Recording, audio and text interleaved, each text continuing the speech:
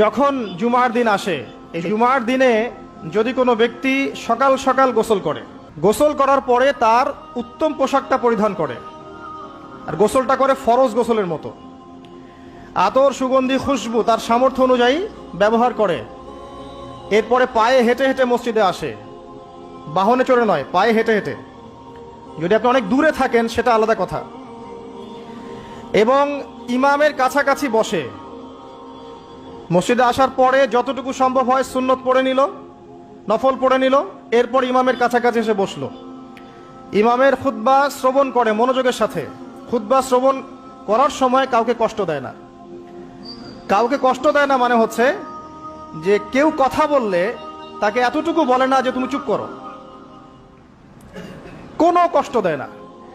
ইমামের খুতবা শ্রবণ করে, নামাজ পড়ে ইমামের সাথে। এই ব্যক্তির আমল নামায় নবী সাল্লাল্লাহু আলাইহি ওয়াসাল্লাম বলছেন যে প্রত্যেক পদক্ষেপের বিনিময়ে 1 বছরের নফল নামাজ আর 1 বছরের নফল রোজার নেকি লেখা হয়।